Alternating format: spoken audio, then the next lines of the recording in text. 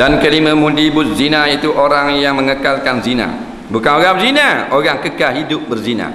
Maka itu daripada dosa yang besar yang tiada diampun akan dia, melainkan dia kena bertaubat. Allah cipta manusia, laki suka ke perempuan, perempuan suka ke laki-laki. Nampak? Itu dipanggil fitrah insan. Kalau laki sama suka ke lelaki, bukan fitrah insan tu. Tu fitrah Saiful. Nah. Nampak? Dua pula DNA air mani pula jumpa. Nah. Jadi padang gitu. Sebenarnya suka dia orang kafir. Nah, hari tu tak ada benda, doktor kata ada benda ni, doktor baru ada pula. Tak, hak mana pula seorang yang mulut mereka hak tahu. Allah Rabbi, memalukan masyarakat Islam. Itu saja cerita dia. Nah, set ni tak takut. Pasal apa tak takut? Pasal pitih. Pitih dan ada pitih tak takut tu. Pitih ni kalau benda takut jadi berani. Nah, dia pelik pitih, benda orang takut jadi berani. Pitih ya. Pitih ni adalah semangat. Nampak?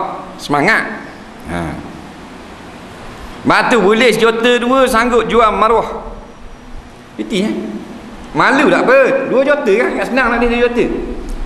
Nah, saya 3 kali jadi guru besar, dia simpan 2 juta. Nah, tak usah kata cikgu biasa, guru besar. Tak boleh. Nah. 2 juta pitih banyak. Sebank itu kalau ke 5 riyal, sebank pasir. Banyak pitih. Sebank pasir. Nah, sebulan cerit stokor. Nak habis sebank, dah stokor tu banyak ada tak? 500 riyal ke 5 riyal. 5 riyal ikat stokor tinggi ni 500. Faham? Dah kalau sebank pasir 2 juta. Nah, pitih hak takut jadi berani. Pitih ni pasal. Nah, kau kenal jadi tak kenal pitih tak? Kenal jadi tak kenal. Masa dulu rapat ngah, baik ngah pasal ada pitih. Ni boleh pitih, tak kenal orang. Tengok. Itu orang ni tak kenal tak? Ni apa projek besar ni. Bang majlis janda itu anda kat buruk starter pakai kad toh nak suruh cetak. Nasib baik orang tolong dia boleh buat projek ni, kaya lah dia. Bang majlis 280 tak kenal dah orang kampung.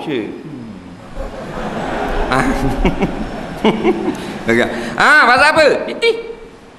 Dah bila pula dia nak kenal balik orang kampung? Pitih tu tak ada. Orang ni baik ingat dia ni, negara ingat dia ni. Baik gerak. Baik gerak. Jangan main pitih.